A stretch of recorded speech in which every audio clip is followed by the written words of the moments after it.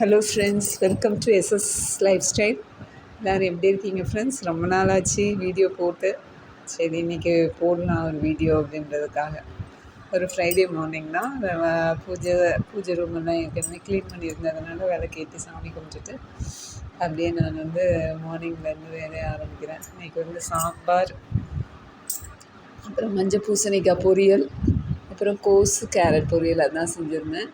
அதோட இது ரெசிபிலாம் ஏற்கனவே இருக்குன்றதுனால நான் அது எதுவுமே டீட்டெயிலாக எடுக்கல ஃப்ரெண்ட்ஸ். ஜஸ்ட்டு என்னென்ன செஞ்சுருக்கேன் அப்படின்றத மட்டும்தான் காமிச்சிருக்கேன். அதுதான் மத்தியானம் லஞ்சை சாப்பிடும்போது சாதம், சாம்பார், அதோடு உருளைக்கிழங்கு பொரியலும் செஞ்சுருந்தேன். அதுக்கப்புறம் மத்தியானம் மட்டும் அதனால அதையும் சேர்த்து கவர் பண்ணியிருக்கேன்.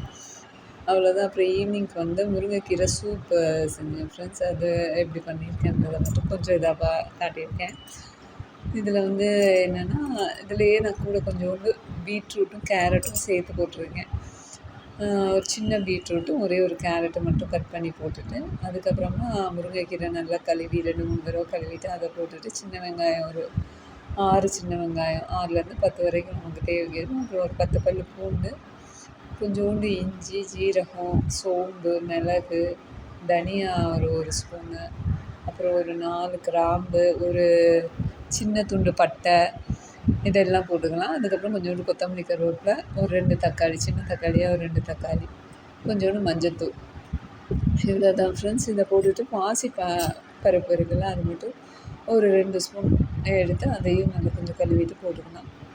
போட்டுட்டு உப்பு போடாமல் தேவையான அளவு தண்ணி ஊற்றி, நமக்கு எவ்வளோ சூப் தேவையோ அதளவுக்கு தண்ணியை ஊற்றி ஒரு 5 விசில் கிட்ட விட்டுறலாம் ஃப்ரெண்ட்ஸ். கொஞ்சம் ஒன்றும் பிரச்சனை இல்லை, நல்லா இதாகிடும். அதுக்கப்புறமா அதை நல்லா கூல் ஆன உடனே அந்த தண்ணியை வடிகட்டிட்டு இந்த கீரை இது எல்லாத்தையுமே மிக்சியில் போட்டு அரைச்சி அதை திருப்பி நல்லா வடிகட்டிட்டோம்னா இந்த ஒரு டெக்ஸ்சரில் இருக்கும், நல்லாயிருக்கும், சூப் நல்லாயிருக்கும். இது மாதிரி இருக்கும்போது அந்த சத்து எதுவும் வெளியே போகிறதுக்கு வாய்ப்பில்லை, எல்லாமே இதில் கவர் ஆகிடும். இது செஞ்சு சாப்பிடுங்க ஃப்ரெண்ட்ஸ், நல்லாயிருக்கும். உடம்பு இந்த